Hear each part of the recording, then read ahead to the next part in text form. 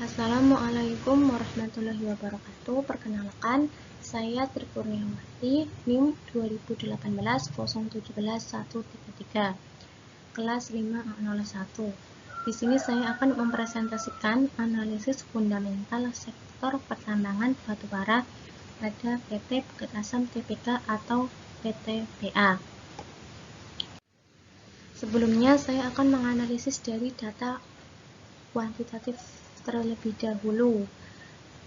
Di sini saya mengambil data rasio subsektor perusahaan pertambangan batubara yang ada di Indonesia. Dan saya mengambil 5 perusahaan, diantaranya yaitu Tambang Batubara Bukit Asam, Adaro Energi Tbk, Dharma Henwa Tbk, Indo Tambang Raya Megah, dan Golden Energy Mines. Dari 5 perusahaan tersebut, saya menganalisis dengan 5 rasio. Yang pertama ada dividend yield, di mana dividend yield ini nilai yang semakin besar maka akan semakin baik. Dividend yield dari tambang batubara Bukit Asam sebesar 16,16%, Adaro Energi sebesar 9,57%, Dharma Henwa sebesar 0%, Indo Tambang Raya Megah sebesar 15,79%, Golden Energy Mines sebesar 5,20%. Rasio kedua ada price earning ratio atau PER, di mana PER di sini semakin kecil maka akan semakin baik. Tambang batubara Bukit Asam sebesar 8,76x, Adaro Energi sebesar 8,28x, Dharma Henwa sebesar 23,50x, Indo Tambang Raya Megah sebesar 10,68x, dan Golden Energy Mines sebesar 9,80x. Rasio yang ketiga, debit equity ratio atau DER. DER di sini nilai yang semakin kecil maka akan semakin baik. Tambang batubara Bukit Asam sebesar 69,19%, Adaro Energi sebesar 72,80%, Dharma Henwa sebesar 123,39%, Indo Tambang Raya Megah sebesar 42,19%, dan Golden Mines sebesar 93,28%. Yang keempat, rasio ROE. ROE nilai yang semakin besar maka akan semakin baik. Dari tambang batubara Bukit Asam sebesar 16,32%, Adaro Energi sebesar 8,38%, Dharma Henwa sebesar 1,16%, Indo Tambang Raya Megah sebesar 6,88%, dan Golden Mines sebesar 26,10%. 13,10%. Terus yang rasio terakhir BBVR. BBVR nilai yang semakin kecil maka akan semakin baik. Tambang batubara Bukit Asam sebesar 1,43x, Adaro Energi sebesar 0,69x, Dharma Henwa sebesar 0,28x, Indo Tambang Raya Megah sebesar 0,73x, dan Golden Energy Mines sebesar 2,56x. Sumber ini saya ambil dari aplikasi RTI Bisnis pada tanggal 25 Oktober 2020. Selanjutnya saya akan menganalisis ranking dari 5 perusahaan tersebut. Dari 5 jenis rasio tersebut, yang pertama dividend yield, yaitu PTBA menduduki ranking pertama.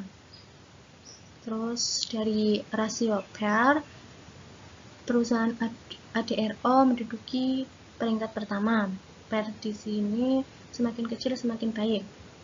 Terus dari rasio DER, ITMG menduduki peringkat pertama, dan dari rasio ROE, PTBA menduduki peringkat pertama, yaitu nilai yang semakin besar maka semakin baik. Dan BBVR menduduki peringkat pertama, yaitu semakin kecil maka semakin baik, yaitu 0,28x.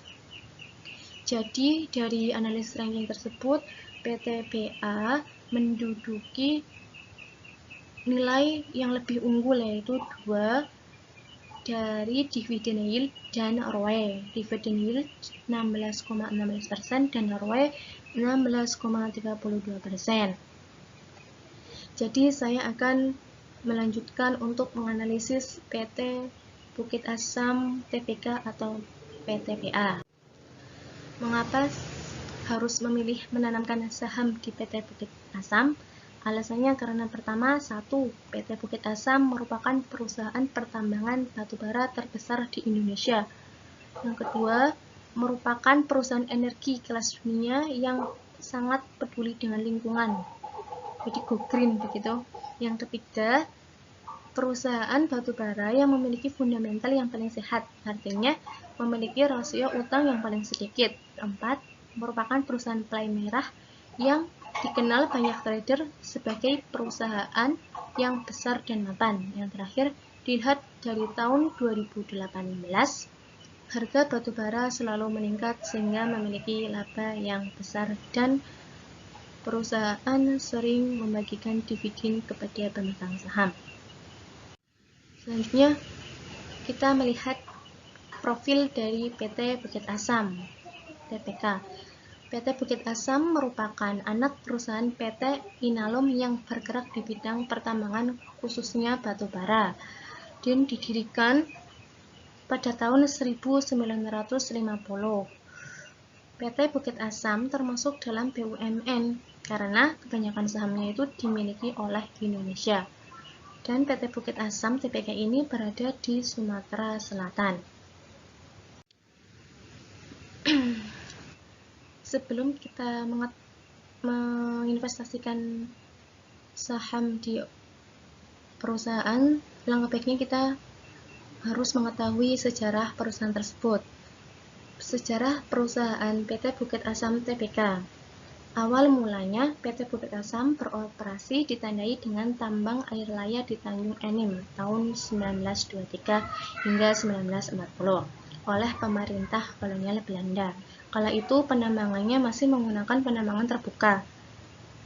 Seiring berakhirnya kekuasaan kolonial Belanda, tepatnya pada tahun 1950, masyarakat Indonesia merupakan haknya untuk menuntut perubahan status menjadi pertambangan nasional. Kemudian oleh pemerintah Republik Indonesia dibentuk menjadi pembentukan Perusahaan Negara Tambang Arang Bukit Asam atau dengan kode saham PNTABA. Kemudian pada tanggal 1 Maret 1981, PNTABA berubah status menjadi perseroan terbatas dengan nama PT Bukit Asam Persero atau PTBA. Kemudian pada tahun 1990, pemerintah menetapkan penggabungan perum tambang batubara dengan perseroan. Tujuannya yaitu untuk meningkatkan pengembangan industri batubara di Indonesia. Kemudian pada tanggal 23 Desember 2002, perseroan mencatatkan diri sebagai perusahaan publik di Bursa Efek dengan kode perdagangan PTBA. Kemudian pada tanggal 29 November 2017 adanya rapat umum pemegang saham atau RUPS yang berisi 3 hal, yakni persetujuan perubahan anggaran dasar perseroan terkait perubahan status perseroan dari persero menjadi non-persero, persetujuan pemecahan nominal saham atau stock split, dan perubahan susunan pengurus perseroan. Rapat ini menjadi sejarah di PT Bukit Asam. Kemudian pada tanggal 14 Desember 2017, PTBA melaksanakan pemecahan nilai nominal saham.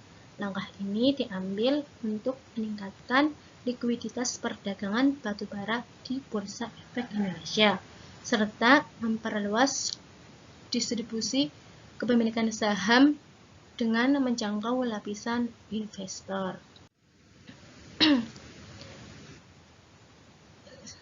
Kemudian jajaran komisaris dan direktur pada PT Bukit Asam. Di sini sudah dijelaskan pada struktur organisasi. Ada Arfian Arifin sebagai direktur utama, Fuad Izzat Fahrudin sebagai Direktur Pengembangan Usaha, Mega Satria sebagai Direktur Keuangan, dan Joko Pramono sebagai Direktur SDM, Hadi Surya Palapa sebagai Direktur Operasi dan Produksi, Adib Ubaidillah sebagai Direktur Niaga, dan masih banyak lagi jajaran komisaris di PT Bukit Asam. Di sini bisa kita baca. Selanjutnya, direksi pada PT Bukit Asam. Tadi sudah saya sebutkan satu persatu pada struktur organisasi di slide sebelumnya. Ada Arfian Arifin, Fuad Iskandar Zulkarnaini Fahrudin, Mega Satria, Joko Pramono, Adib Ubaidillah, dan Hadi Surya Palapa. Selanjutnya, para pemegang saham pada PT Bukit Asam Tbk atau PTBA. Yang pertama ada PT Indonesia Asahan Aluminium Persero dengan jumlah 7.195.650.695 rupiah atau dengan persentase 65,93%. Kedua, saham treasury PT Bukit Asam sendiri sebesar 336.598.000 dengan persentase 2,92%. Yang ketiga, publik atau pihak luar sebesar 3.058.410.550 rupiah atau dengan persentase 31,15%. Terus yang terakhir, negara Republik Indonesia sebesar 5 dengan persentase 0,0%. Terus ada tambahan dari saham Adib Ubaidillah, beliau adalah direktur di PT Bukit Asam, dan Hadi Surya Palapa, yaitu sebesar 162.500 dengan persentase 0,0014% dan 110.000 dengan persentase 0,0010%. Jadi, pemegang saham terbesar di PT Bukit Asam itu pada PT Indonesia Asahan Aluminium Persero dengan persentase 65,93%. Hampir 50% sahamnya milik PT Indonesia Asahan Aluminium. Terus yang kedua, dari publik, yaitu dari pihak luar sebesar 31,15%. Selanjutnya, beberapa penghargaan PT Bukit Asam Tbk tahun 2020. Inilah beberapa penghargaan yang pernah diraih oleh PT Bukit Asam. Ini sekitar bulan September sampai Oktober.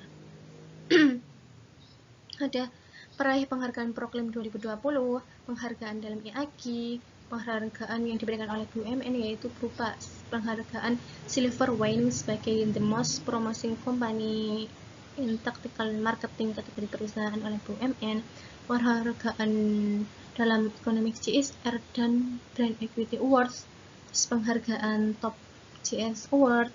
Bukit Asam sekaligus pernah meraih 3 penghargaan serius dalam GRC Awards dan penghargaan Indonesia sebagai Corporate Branding PR Awards 2020. Ini juga penghargaan tahun 2019. Beberapa penghargaan yang pernah diraih. Ada penghargaan pembina ketiga terbaik tingkat Provinsi Selatan. Terus ada Bukit Asam meraih Indonesia Most Trust Company. Ada Bukit Asam meraih penghargaan Minerba Investment Award investment terbaik. Terus Bukit Asam kembali raih Proper Emas Hijau. Ini baru beberapa yang saya sebutkan, belum semuanya. Jadi hampir setiap bulan itu perusahaan mendapatkan penghargaan maupun sertifikat. Selanjutnya, berita PT Bukit Asam. Berita di sini perusahaan pada tanggal 11 September itu membantu mencegah penyebaran COVID-19 dengan cara membagikan masker gratis kepada masyarakat. Terus yang kedua, membantu menyerahkan 5 unit ambulan di Kabupaten Oku Timur, Palembang. Terus yang ketiga ada Bukit Asam salurkan dana kemitraan. Terus ada pada tanggal 16 September kemarin melakukan upaya pencegahan COVID di Terminal Raja Basa, Bandara Lampung. Terus ada mendonasikan uang sebesar 128 miliar untuk bangun GOR dan fasilitas umum di Sumatera Selatan. Terus yang ketiga, perusahaan juga sangat peduli kepada masyarakat, yaitu dengan membangun 23 sumur bor dan 25 unit bedah rumah untuk membantu masyarakat yang kurang mampu. Terus bahkan di tengah pandemi seperti ini, perusahaan dapat memperoleh laba sekitar 1,3 triliun. Dan PT Bukit Asam juga sangat peduli kepada pendidikan. Hal ini dibuktikan dengan adanya beasiswa yang diberikan kepada mahasiswi atau mahasiswa pertambangan sebesar 6,5 miliar yang diberikan kepada siswa kurang mampu di Politeknik Sriwijaya dan Politeknik Negeri Malang. Berita-berita ini saya dapatkan di website resmi PT Bukit Asam, yaitu www.ptba.co.id. Selanjutnya saya akan menganalisis dari segi finansial PT Bukit Asam. Di sini saya mengambil informasi tersebut dari aplikasi RTI Bisnis, yaitu dari income statement. Dilihat dari revenue, yaitu pendapatan yang pernah diraih oleh PT Bukit Asam selalu meningkat, tetapi pada tahun 2020 kemarin, tepatnya bulan Maret, sempat mengalami penurunan yang sangat drastis, yaitu dengan adanya COVID-19, dan pada bulan Juni kemarin sudah mengalami peningkatan. Jadi PT Bukit Asam ini termasuk perusahaan yang terdampak COVID-19. Terus selanjutnya dari analisis finansial annual, dapat dilihat selalu meningkat pendapatannya, dan Juni 2020 mengalami penurunan. Jadi sangat terdampak dengan adanya COVID-19.